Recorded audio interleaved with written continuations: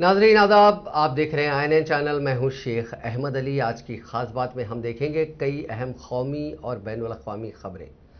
Supreme court ने CBSE और ICSE के इम्तिहानात को रद्द करने के फैसले को चुनौती देने वाली पिटीशंस को खारिज कर दिया है।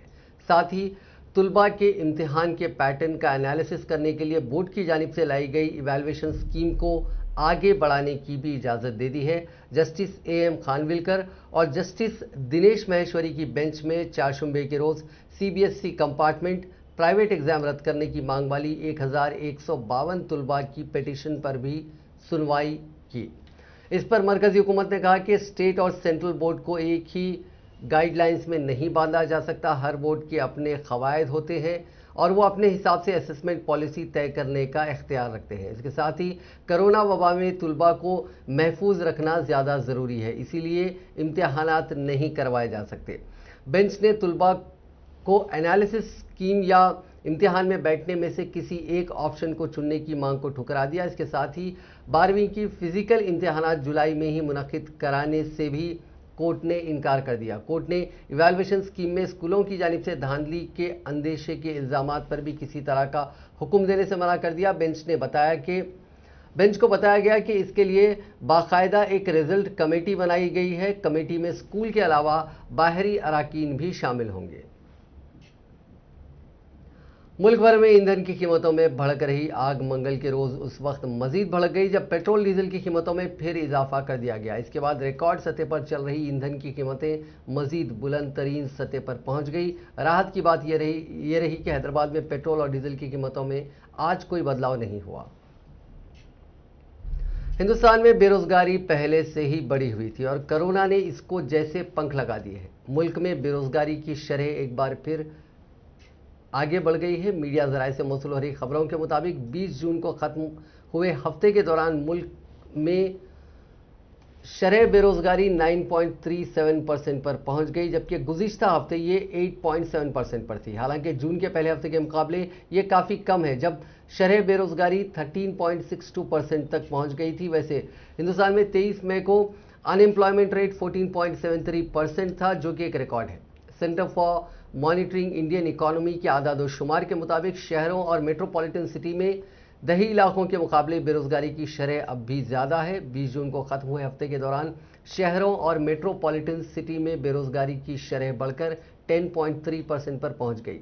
गुज़िश्ता हफ्ते ये 9.7% पर थी। अगर दही इलाकों की बात करें तो यहाँ गुज़िश्ता हफ्ते की 8.23% के मुकाबले बेरोजगारी की शरह बढ़कर 8.92% पर आ गई है। इस दरमियान CMI के मैनेजिंग डायरेक्टर और चीफ एग्जीक्यूटिव ऑफिसर महेश व्यास के मुताबिक मुल्क में बेरोजगारी की शरह का बढ़ना ये बताता है कि कोरोना वबा के सबब हाल के दिनों में जिन लोगों की मुलाजिमत गई थी उनमें से बेशतर अब भी रोजगार की तलाश कर रहे हैं। XLRI के प्रोफेसर और मशहूर मारूफ माहिर रोजगार श्याम सुंदर का कहना है कि बेरोजगारी की शरह कम होगी या मजीद बढ़ेगी ये काफ़ी हद तक आइंदा 2 महीनों पर मुनहसिर करता है। इस दौरान बेरोजगारी की शरह किसी भी तरफ जा सकती है। अगर इस दौरान कोरोना वबा पर अच्छी तरह से कंट्रोल कर लिया जाता है तब भी लेबर मार्केट को मुस्तहकम होने में कम से कम 2 क्वार्टर यानी 6 महीने का वक्त लग सकता है। दुनिया भर में कोरोना के मामले लगातार कम हो रहे हैं। दुनिया में पिछले 24 घंटों में 2,78,178 लोगों की कोरोना रिपोर्ट पॉजिटिव आई। इस दौरान 5,836 लोगों की इन्फेक्शन की वजह से जान भी गई। राहत की बात यह रही कि इस दौरान 3,95,193 लोगों ने कोरोना को मात दी।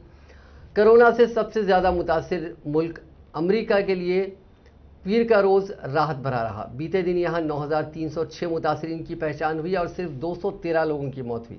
मौत का यह आंकड़ा पिछले 15 महीने में सबसे कम है। इससे पहले पिछले साल 23 मार्च को 180 लोगों की जान गई थी।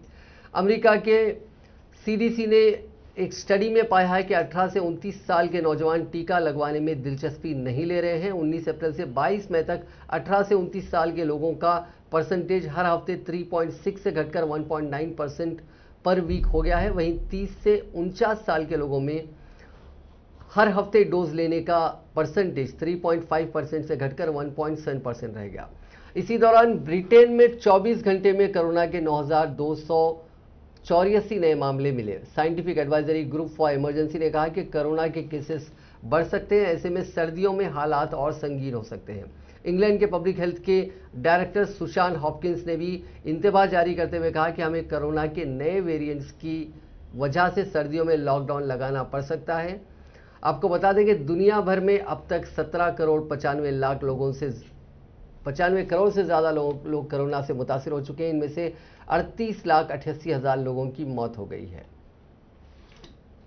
हिंदुस्तान में पिछले 24 घंटों में 42,683 लोगों की कोरोना रिपोर्ट पॉजिटिव आई। इस दौरान 81,031 लोगों ने कोरोना को मात दी और 1,167 लोगों की मौत भी हुई। करीब 3 महीने बाद कोरोना के नए मुतासरीन का आंकड़ा 50,000 से नीचे आया है। इससे पहले 23 मार्च को 47,239 कोरोना मुतासरीन मिले थे। इस तरह पिछले 24 घंटों में एक्टिव केसेस यानी इलाज करा रहे मरीजों की तादाद में करीब 40,000 की कमी रिकॉर्ड की गई। मुल्क में अब तक जुमला 2 करोड़ 99 लाख लोग कोरोना की चपेट में आ चुके हैं। पिछले कुछ दिनों से कोरोना के केसेस के ट्रेंड को देखें तो आज कुल मुतासरीन का आंकड़ा 3 करोड़ के पार पहुंच जाएगा। हिंदुस्तान में कोरोना की तीसरी लहर अगले 6 से 8 हफ्ते में दस्तक दे सकती है। एम्स दिल्ली के डायरेक्टर डॉक्टर अंदीप गुलेरिया ने यह इंतबाह दिया था। अगर हम अमेरिका के आंकड़ों से कंपेयर करें, तकाबुल करें तो हिंदुस्तान में तीसरी लहर में 1 से 1.25 लाख केसेस आ सकते हैं रोजाना। ऐसा हम इसलिए कह रहे हैं क्योंकि दोनों मुल्कों में इस वबा का ट्रेंड लगभग एक जैसा रहा। वेव के बीच का डिफरेंस भी लगभग बराबर है। अमेरिका में दूसरी लहर का पीक 8 जनवरी को आया था। इसमें एक दिन में 3.5 लाख केसेस आए थे। तीसरी लहर में इनमें करीब 70% की गिरावट आई और ये 9 अप्रैल को महज 85,000 के पीक तक पहुंचा। यही ट्रेंड हिंदुस्तान में रहा तो अगस्त में यहां तीसरी लहर का पीक होगा और इस दौरान ज्यादातर केसेस 1 से 1.25 लाख के बीच आ सकते हैं। हिंदुस्तान में दूसरी लहर के पीक में 6 मई को सबसे ज्यादा 4,14,000 केसेस आए थे।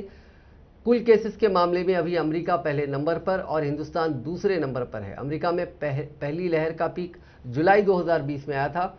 6 महीने बाद जनवरी 2021 में दूसरा पीक और इसके 3 महीने बाद अप्रैल में तीसरा पीक आया था।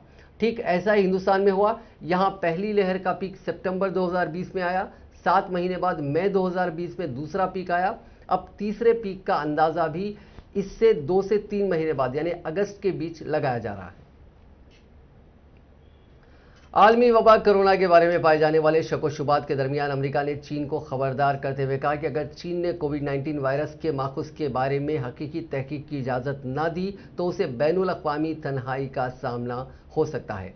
अमेरिका के मुशीर बराए कौमी सलामती जैक सुलिवन ने चीन को मुतनब्बा किया कि अगर उसने कोविड-19 वबा का सबब बनने वाले वायरस के माखुज यानी ओरिजिनेशन के बारे में हकीकी तहकीक की इजाज़त ना दी तो उसे बैनुल अक़वामी तन्हाई का सामना करना पड़ सकता है। अमेरिकी मीडिया की खबर के मुताबिक सुलिवन ने कहा कि इस वक्त मौजूदा नुक्ते पर हम किसी धमकी या अल्टीमेटम को शाये नहीं करेंगे।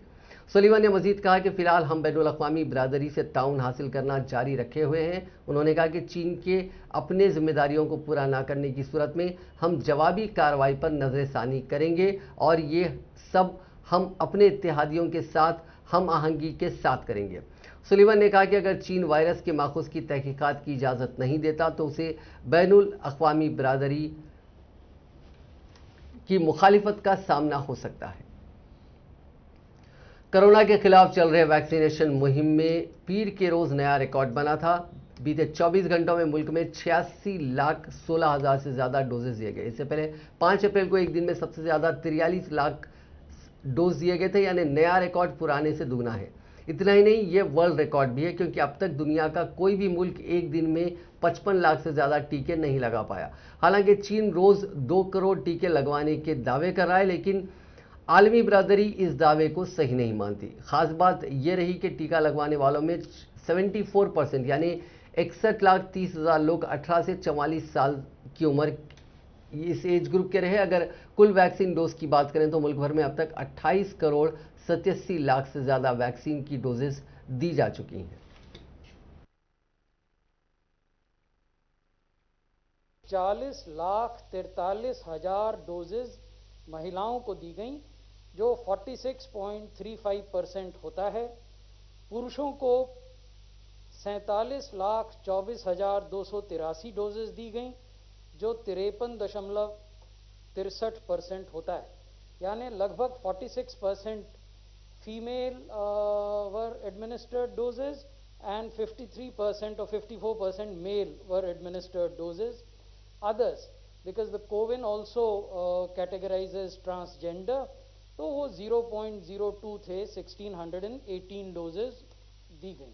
22% डोजेज सरकारी कोविड वैक्सीनेशन सेंटर्स में दी गई, यानी 81,22,454 डोजेज, और निजी कोविड वैक्सीनेशन सेंटर्स में 7.80% यानी 6,86,000।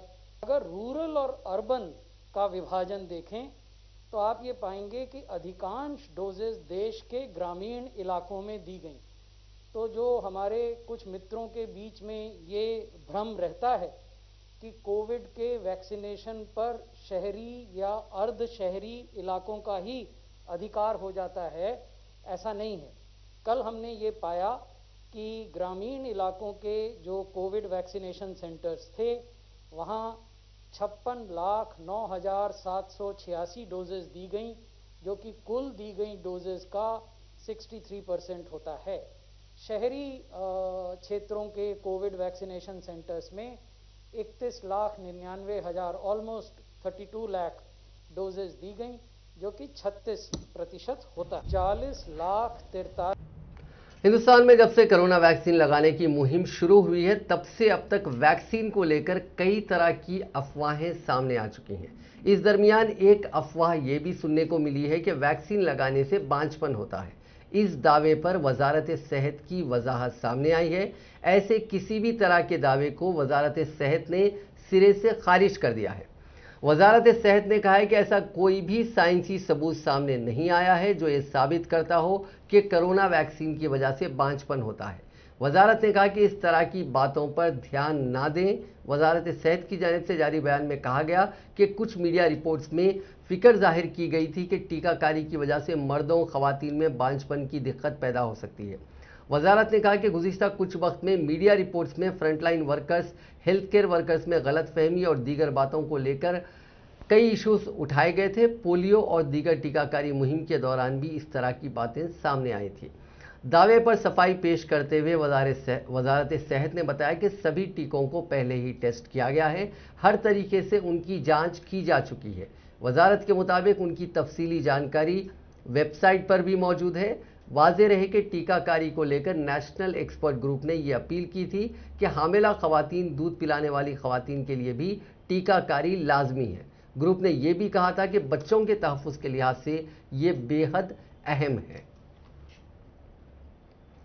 हैदराबाद की कंपनी भारत बायोटेक की कोरोना वैक्सीन कोवैक्सीन फेज 3 के क्लिनिकल ट्रायल में 77.8% असरदार साबित हुई है। कंपनी ने पिछले हफ्ते ही ट्रायल का data drug controller general of India DCGI को सौंपा था, जिस पर मंगल के रोज सब्जेक्ट एक्सपर्ट कमेटी SEC की अहम मीटिंग हुई। इसमें वैक्सीन के फेज 3 के ट्रायल के डेटा को मंजूरी दे दी गई। 25,800 लोगों पर फेज 3 का ट्रायल किया गया था। इसमें यह देखा गया कि कोरोना के खिलाफ ये वैक्सीन कितना बचाव करती है। SEC की मंजूरी के बाद इस डेटा को अब वर्ल्ड हेल्थ ऑर्गेनाइजेशन में भी सबमिट किया जा सकेगा। कोवैक्सीन को भारत बायोटेक ने Indian council of medical research ICMR के साथ मिलकर डेवलप किया है। जराये के मुताबिक कोवैक्सीन को आज DCGI से मंजूरी मिल सकती है। इससे पहले मार्च में भारत बायोटेक ने फेज 3 ट्रायल के इंटरिम रिजल्ट्स जारी किए थे। इब्तदाई आंकड़ों के हवाले से बताया गया था कि कोवैक्सीन कोरोना इन्फेक्शन से बचाने में 81% तक कारगर है। वहीं वैक्सीन इन्फेक्शन के बाद संगीन बीमारियां हॉस्पिटल में भर्ती होने से 100% बचाव करती है। इससे पहले भारत बायोटेक के एक्सप्रेशन ऑफ इंटरेस्ट EOI को WHO ने मंजूर कर लिया था। वैक्सीन को अप्रूवल दिलाने के लिए कंपनी ने 19 अप्रैल को EOI सबमिट किया था। मामले में अब प्री सबमिशन मीटिंग 23 जून को होगी।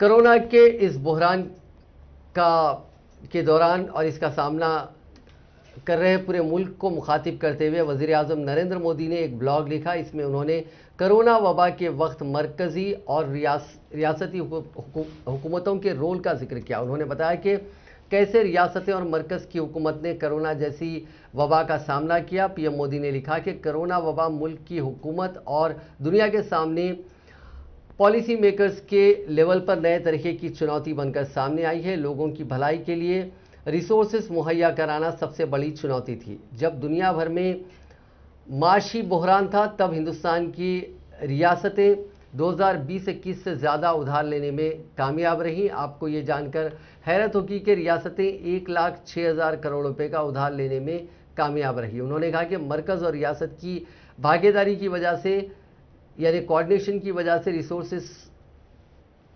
जो रिक्वायर्ड थे वो दरकार मिकदार में अवेलेबल रहे। पीएम मोदी ने कहा कि जब हमने वबा को देखते हुए माशी सुधारों का अमल शुरू किया तो हम ये यकीनी बनाना चाहते थे कि हमारे resources one size fit all model पर अमल ना करें। उन्होंने बताया कि एक फेडरल मुल्क के लिए रियासती हुकूमतों की तरफ से सुधारों को बढ़ावा देने कौमी सतह पर पॉलिसियों को बनाना पड़ा। हम अपनी ऑर्गेनाइजेशनल स्ट्रक्चर को और मजबूत करेंगे और हमें इस पर पूरा भरोसा है। आज कांग्रेस की जानिब से कोविड-19 पर मबनी एक वाइट पेपर जारी किया गया, जिसमें कोरोना इन्फेक्शन से पैदा मौजूदा हालात और आइंदा के ताल्लुक से पेश खदशात का तस्करा करते हुए मरकज़ की मोदी हुकूमत को कई अहम मशवरे दिए गए। तकरीबन 150 सफ़ात पर मबनी इस वाइट पेपर में कांग्रेस सदस्य सोनिया गांधी ने बतौर दीबाचा कुछ अहम बातें लिखी, जो हम आपको बता रहे हैं। उन्होंने लिखा कि कोरोना वबा सदी में एक बार आने वाला ऐसा तिब्बी बहरान साबित हुआ है जिसने दुनिया भर में नाकाबिले यकीन सूरत हाल पैदा कर दी है। हिंदुस्तान अब भी कोरोना की दूसरी और सबसे खतरनाक लहर से नबरद आजमा है। यह वबा तब तक मुल्क के लोगों को मुतासिर करती रहेगी जब तक मुल्क के सभी 18 साल से ज़्यादा उम्र के लोगों को वैक्सीन नहीं दे दी जाती और लोग कोविड ज़ाब्तों पर अमल नहीं करते। ये ज़रूरी है कि एक मुल्क के नाते हम आज की हालत और मुस्तकबिल में आने वाले मुमकिना कोरोना लहरों से निपटने और जद्दोजहद करने के लिए अपने पास मौजूद वसाइल के बेहतर इस्तेमाल की तैयारी अभी से करें। कांग्रेस पार्टी इस गैर मामूली चैलेंज से निपटने के लिए हुकूमत हिंद के साथ काम करने के लिए पुरज़्म है।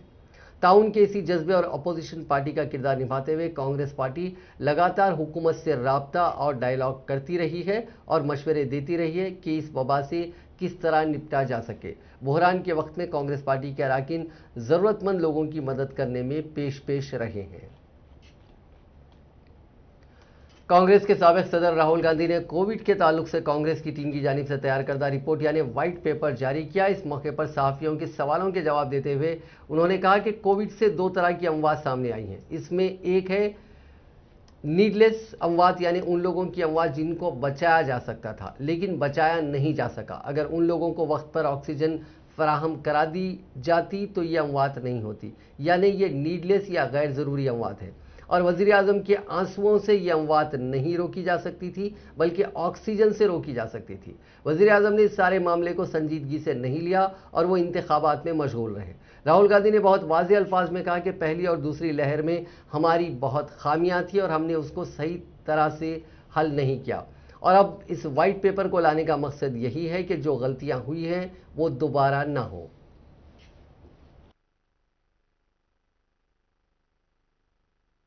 हमने पहले ही कहा था कि कोरोना से लड़ना है तो डिसेंट्रलाइज तरीके से लड़ना होगा। प्रधानमंत्री की जगह है, चीफ मिनिस्टर की जगह है, डीएम की जगह है, नागरिक की जगह है। सबको एक साथ मिलकर अपनी रिस्पॉन्सिबिलिटी, अपनी जिम्मेदारी पूरी करनी पड़ेगी, तब कोविड से हम लड़ पाएंगे। तो हमारा जो व्हाइट पेपर है उसका लक्ष्य जो पिछले साल में हुआ है, जो गलतियां हुई हैं और गलतियां हुई हैं उनको सामने रखने का है। अब वो सरकार के लिए इनपुट है। अगर सरकार व्हाइट पेपर को पढ़ेगी और इनपुट को लेगी तो सरकार को फायदा होगा।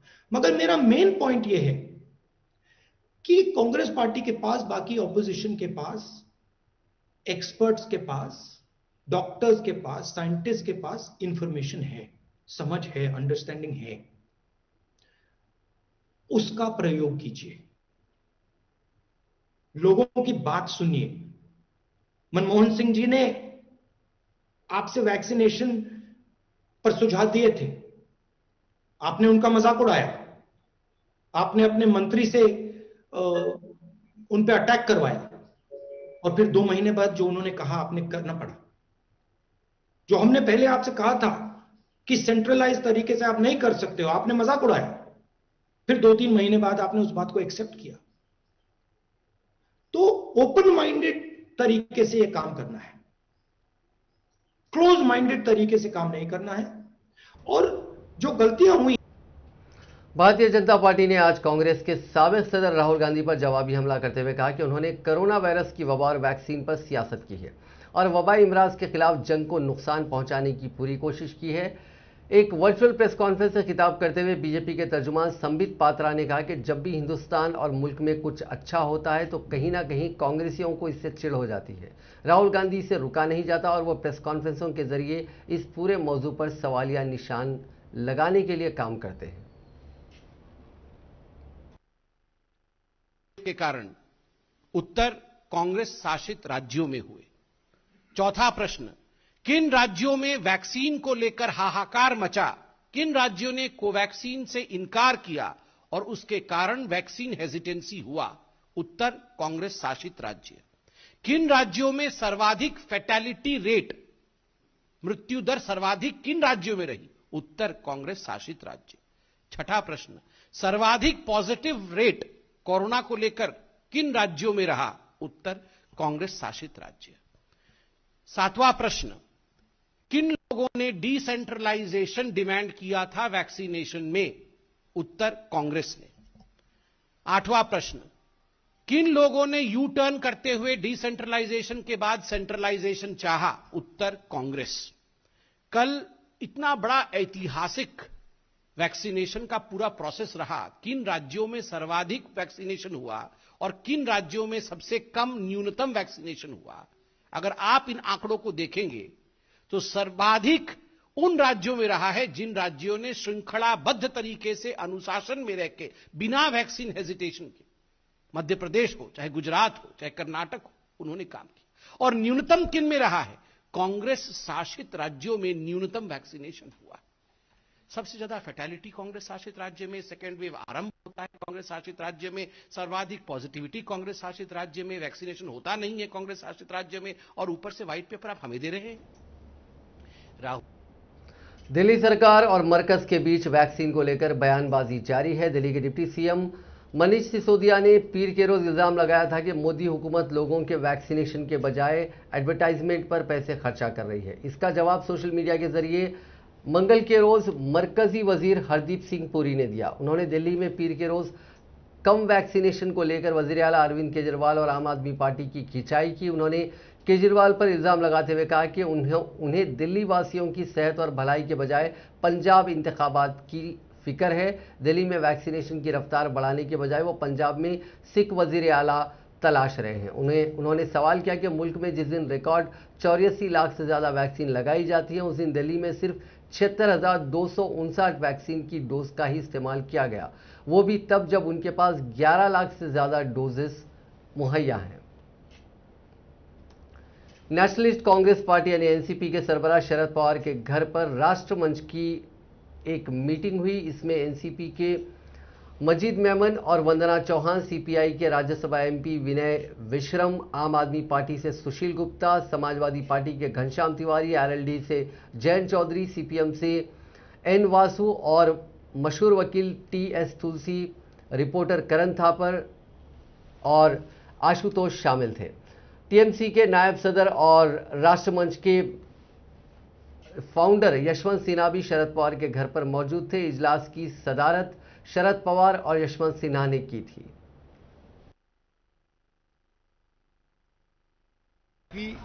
पॉलिटिकल पार्टीज को इकट्ठा करने के लिए शरद पवार जी ने बुलवाई, ऐसी कोई बात नहीं। सबसे पहले तो मैं ये कहना चाहूँगा कि ये सभा शरद पवार साहब के मकान पर हुई है, लेकिन ये शरद पवार साहब ने नहीं बुलवाई है। पहली बात, ये सभा राष्ट्रमंच के प्रमुख हमारे यशवंत सिन्हा जी की तरफ से बुलाई गई थी और हम सब जो राष्ट्रमंच के फाउंडिंग मेंबर्स हैं या कार्यकर्ता हैं, हम लोगों ने सब सहयोग के साथ इस सभा का आयोजन किया था। दूसरी बात, ये प्रचार हो रहा है कि ये एक राजनीतिक बड़ा कदम उठाया जा रहा है शरद पवार साहब के जरिए, और जिसमें कांग्रेस को अलग थलग छोड़ दिया गया है।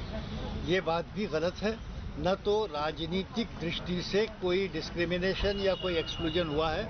हमने उन मेंबरों को बुलाया है जो उस किस्म के हमारी आइडियोलॉजी जो है राष्ट्रमंच की, उसको सब्सक्राइब करते हैं, तो जिसमें सभी राजनीतिक पक्षों के लोग आ सकते हैं। इसमें कोई राजनीतिक मतभेद नहीं था। तीसरी बात, ये भी खुलासा आवश्यक है, कांग्रेस के भी फारूक अब्दुल्ला के घर मंगल के रोज हुए गुपकर अलायंस की मीटिंग के बाद पीडीपी चीफ महबूबा मुफ्ती ने एक बड़ा बयान दिया। उन्होंने कहा कि बीते दिन हुकूमत तालिबान से बात कर रही थी। जब तालिबान से बात हो सकती है तो पाकिस्तान से क्यों नहीं? उन्हें अवाम के लिए जम्मू कश्मीर के कायदीन से भी बात करनी चाहिए। इससे पहले नेशनल कॉन्फ्रेंस के चीफ फारूक अब्दुल्ला ने कहा था कि जिन्हें भी वज़ीर आज़म नरेंद्र मोदी की तरफ से इनविटेशन भेजा गया वो सभी 24 जून को मीटिंग में जाएंगे और वज़ीर दाखिला से भी मुलाकात करेंगे। इजलास में शामिल हुए गुपकर अलायंस के तर्जुमान यूसुफ तारिगामी ने कहा कि हम जम्मू कश्मीर को लेकर उनसे बात करेंगे। हमारी मीटिंग का कोई एजेंडा नहीं है, सब अपनी बात रखने के लिए आज़ाद हैं। हम आपको यकीन दिलाना चाहते हैं कि हम मीटिंग में आसमान के तारे नहीं मांगेंगे, हम वही मांगेंगे जो हमारा था और हमारा ही रहना चाहिए। जम्मू कश्मीर के हवाले से भी ये होना चाहिए था, जो हमारे सियासी कैदी हैं या दूसरे डेटेनीज हैं उनको रिहा किया जाना चाहिए था। अगर वो वाकई चाहते थे कि वो जम्मू कश्मीर के लोगों को रीच आउट करना चाहते हैं, हम लोगों को रीच आउट करना चाहते हैं, जिनको पिछले 2 साल से उन्होंने इतना ह्यूमिलेट किया है, तो मैं समझती हूँ कि कम से कम ये उनको करना चाहिए था। मगर इसका कतई मतलब नहीं है कि हम डायलॉग के खिलाफ हैं। दूसरा, हमारा ये ख्याल था कि अगर पीएचडी के हेड के तौर पे फारूक साहब जाएंगे, मगर इनका ये है कि नहीं, हमको इंडिविजुअली इन्वाइट किया गया है, सबको अलग अलग जाना चाहिए। हम उम्मीद करते हैं कि जैसे फारूक साहब ने भी कहा कि वहाँ कोई एजेंडा नहीं, उनका जो भी एजेंडा होगा, मगर हम अपना एजेंडा उनके सामने रखेंगे और बखूबी रखेंगे। और हम उम्मीद करेंगे कि हमारे जाने से कम इतना हो, जो जेलों में यहाँ और यहाँ से बाहर हमारे लोग बंद हैं उनको रिहा किया जाए, और साथ में जिनको रिहा नहीं कर सकते उनको कम से कम जम्मू कश्मीर ले आए। यहाँ गरीब लोग चंदा जमा करके साल में 1 या 2 बार अपने बच्चों से या अपने लोगों से मिलने जाते हैं। 105 की डिसीजन के हवाले से क्या उम्मीद है आपकी? जब आप पहली मीटिंग में जाए तो क्या उम्मीद है? नहीं, हम कोशिश करेंगे कम से कम जो कॉन्फिडेंस बिल्डिंग मेजर्स हैं। मुल्क भर में लोग बढ़ती आबादी और कम होते वसाइल को लेकर फिक्रमंद हैं। आबादी को कैसे काबू में रखा जाए उसको लेकर कानून बनाने की मांग हो रही है। इस बीच मिजोरम के वजीर स्पोर्ट्स ने ज़्यादा बच्चे पैदा करने पर 1 लाख रुपए देने का ऐलान किया है। वजीर रॉबर्ट रॉयटे ने फादर्स डे पर यह बयान दिया। हालांकि उन्होंने ये साफ नहीं किया कि कितने बच्चे होने पर इनाम दिया जाएगा। 54 साल के रायटे की 3 बेटियां और 1 बेटा है। उन्होंने ये बयान मिजो तबके के लोगों को आबादी बढ़ाने के लिए इनकरेज करने के लिए किया है। नॉर्थ ईस्ट की रियासत मिजोरम की आबादी 11,20,000 है। यहाँ आबादी का जो परसेंटेज है वो 52 पर्सन्स पर स्क्वायर किलोमीटर है। इसके उलट मुल्क का औसत 382 इंडिविजुअल्स पर स्क्वायर किलोमीटर है। इनाम की जो रकम है वो NECS की तरफ से दी जाएगी। ये एक तंजीम है जो आइजोल फुटबॉल क्लब को स्पॉन्सर करती है। राइटे AFC के मालिक है। मिजोरम हिंदुस्तान की पहली रियासत है जिसने खेल को एक इंडस्ट्री का दर्जा दिया हुआ है। इसका मकसद इन्वेस्टमेंट को अट्रैक्ट करना है। राइटे ने ज़्यादा बच्चे पैदा करने वाले शख्स को एक सर्टिफिकेट देने का भी ऐलान किया। वजीर खेल पहले भी मिजो आबादी की घटती नंबर्स पर फिक्र जाहिर कर चुके हैं। मिजो आबादी में बांझपन का रेट भी काफ़ी ज़्यादा है। मिजोरम में 2018 में हुए असेंबली इंतखाबात से पहले मिजो नेशनल फ्रंट के राइटे ने कहा था कि कम आबादी जो शेड्यूल्ड ट्राइब्स हैं उनकी तरक्की में बहुत बड़ी रुकावट बनती है।